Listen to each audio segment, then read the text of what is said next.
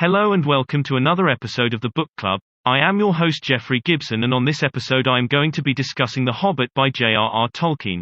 So like always, let's not waste any more time and get on with our discussion. It is hard to really put into context the warm feeling that reading The Hobbit gives me. This book is the precursor to the Lord of the Rings trilogy by J.R.R. Tolkien. With that being said, this is an absolute must-read by anyone, especially if you have never gone through the books before. I am going to be going over why this book is so special even today. My first experience to J.R.R. Tolkien's work, like many, was with the Peter Jackson-directed trilogy from the early 2000s. It shouldn't come as any surprise that it's this movie trilogy that set me on the path of being the fantasy nut that I am today. The Hobbit was the first book of Tolkien's work that I actually picked up and read back around 2010. Just a couple years before the trilogy of Hobbit movies was about to begin, for better or for worse. For those who have read the Lord of the Rings book series, this takes place before the Fellowship of the Ring. I remember really enjoying The Hobbit for a few simple reasons. The biggest reason is that this book is light-hearted. No matter what is going on in the world, the simplicity and comical scenarios that the adventuring group in this book get in will always seem to raise my spirits. Another reason why I liked this book was because it's a standalone novel. You can read this book and never touch the Lord of the Rings series, and that would be perfectly fine. For someone not sure if they are ready to commit to the entire series, this book is not only short, but is an accurate interpretation of what the Lord of the Rings series will be like thereafter. The Hobbit follows the journey of Bilbo Baggins, a hobbit in the Shire in Middle-earth.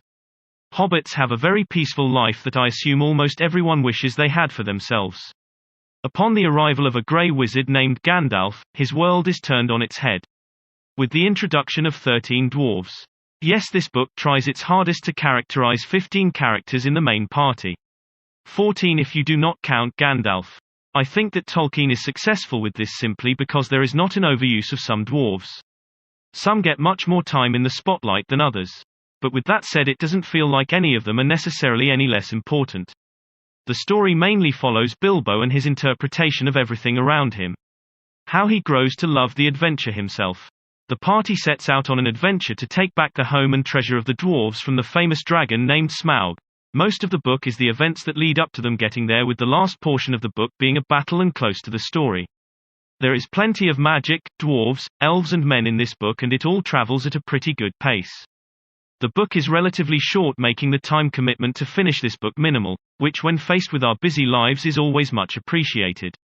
The Hobbit is a fantastic book that I recommend that any fantasy reader give a chance if they have not yet done so. It's light-hearted and for the most part a very happy book.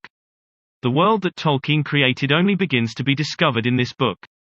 And after my second read-through more recently though, I found that there is much more being told in this story. This surprised me since the book is so short, but I am very happy to have found out this way. If you want to pick up a copy for yourself, you can order it online. I read the book my first time through but decided to take the Audible route with my second time through, and got the very well done voice acting of Rob Inglis, who also later does the Lord of the Rings series. You can pick up the audio version for yourself with our affiliate link here. So that ends my discussion on The Hobbit by J.R.R. Tolkien. I hope you enjoyed hearing what I had to say on the book. Join us next week where I am going to be discussing the Da Vinci Code. So until then, thank you so much for listening, stay safe and happy reading.